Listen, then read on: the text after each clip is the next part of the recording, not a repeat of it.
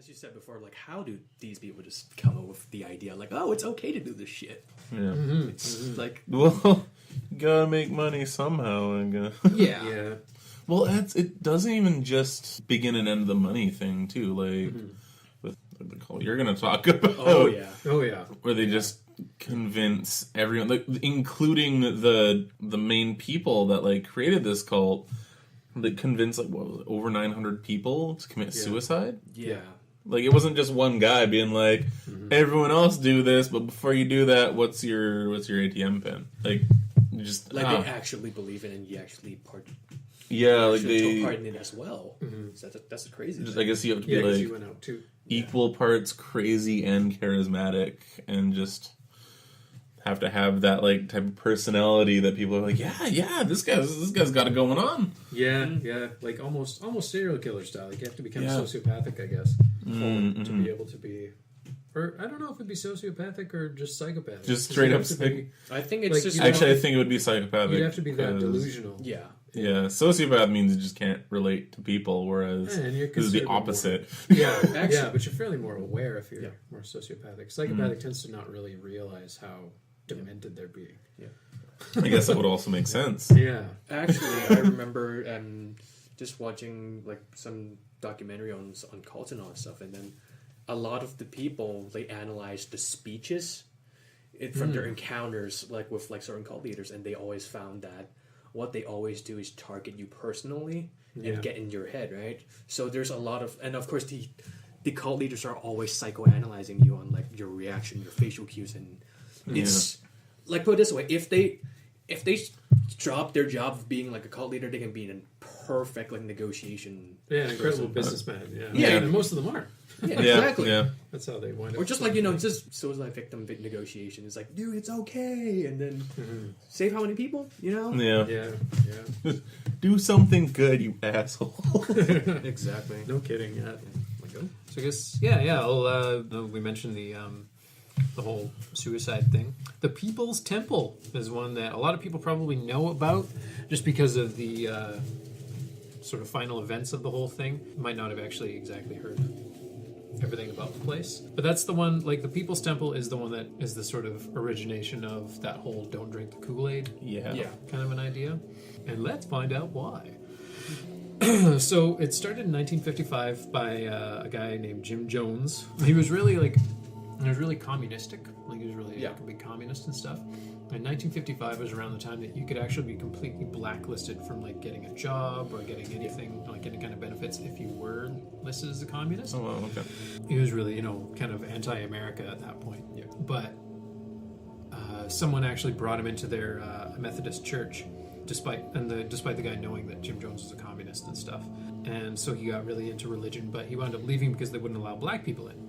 So he wound up starting his own and allowing it, like, anyone to join, basically, like rich, poor, black, white, any kind. He was actually really quite egalitarian at the beginning. So he even did things like ask attendees to like some of the richer people to stop coming in like really fine clothes, like stop coming in your church clothes, just like dress casual, so that the poorer people who can't afford suits and shit can like come in and feel comfortable. And he'd start soup kitchens and stuff. He was like really like philanthropic. And he joined he was appointed to the Indianapolis Human Rights Commission and stuff like that. So he was really, kind of pro-people. Some good stuff to begin with. Yeah. Yeah. But it started good. And then he wound up to make money in his congregation. He actually started, him and some of his, higher-ups, started knowingly performing fake faith healing sessions. Okay. Because he saw a couple other congregations doing it and realized, it makes a lot of money.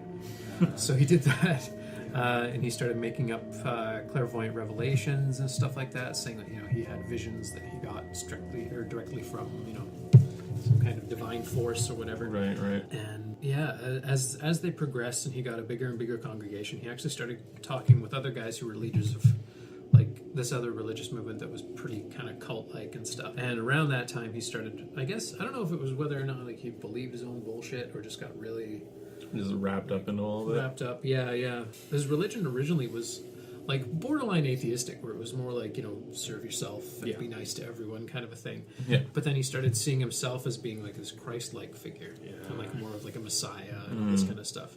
And so he wound up having this vision of Chicago being hit by a nuclear attack. And also because they were getting pressured by the U.S. government, I guess, for taxes or some sort of shit. And there was also a lot of trouble still with their, their black members having, being pressured by people and being faced with racism and bullshit like that. Yeah. They wound up going to Guyana and setting up a place, or in a place called Georgetown, which was later renamed Jonestown. I don't know if it's after Jim Jones or not. I kind of hope not, because it's a bit of a sick joke. Yeah. a little insensitive. So he moved himself and like 50 other people to Georgetown and set up what was called the People's Temple Agricultural Project. And over time, as that grew, he wound up getting like more than 900 followers. And then on November 17th, 1978, the San Francisco Congressman Leo Ryan went to Jonestown to investigate claims of abuse. And while he was there investigating and stuff, he brought 3 reporters with him to record all this shit.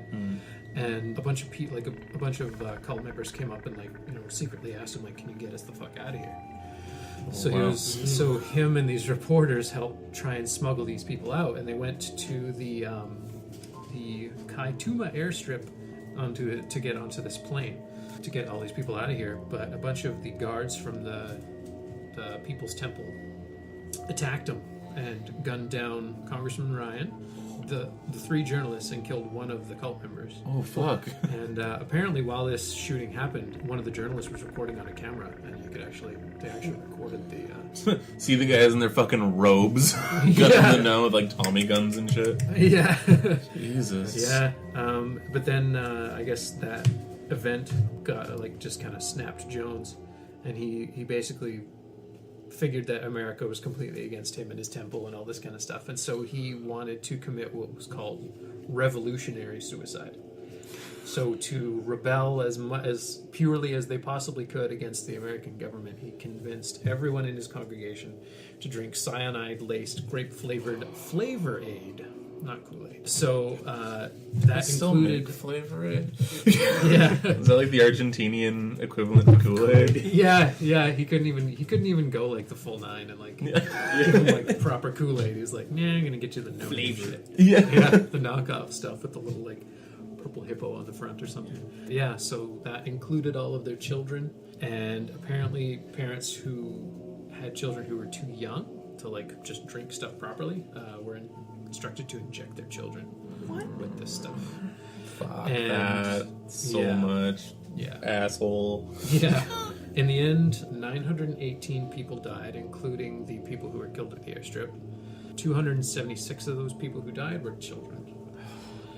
And after that, a whole big ripple went out, and a bunch of the sort of associates who weren't at the Georgetown killed themselves in order to avoid court time and stuff like that, sentencing and all that sort of shit. And apparently, until 9/11 happened, this was the single greatest loss of American civilian life in a deliberate act. Yeah, until of course 9/11 happened. And if you look, I'm not instructing anyone to look, but if you do, you can look it up. I think they've got a recording of it on YouTube. Yeah. It's called the Georgetown Death Tape, but they actually recorded the last minutes of all these people. The sermon. Yeah, everything. Jim Jones giving his very chilling sermon. People starting to drink the cyanide. You can hear children crying and screaming. Other members of the congregation telling everyone to stop crying. That you should be happy that you're doing this. It's honestly ridiculously chilling. It's really There's not a lot of we've seen our fair share of horror shit. This was just hard to get through. When it gets real life like that. It's so fucked up. Yeah. So fucked up that this is a thing that happened, and that they were recording this. It was a real event. Just Oof. Just the fact that they want to document this, just just this amount of crazy in one go. Yeah, no doubt. Yeah. And just the fact that people actually willingly went along with it is really and it wasn't just Jones that was saying oh, don't cry, guys, it's all good, we're gonna catch this asteroid, it's gonna be rad. It was someone else, and she was like, this is cool, we're supposed to do this. Really into it. Really fucking into it. It's no hesitation in her voice. it's disgusting. Mm-hmm. It's disgusting. Oh yeah.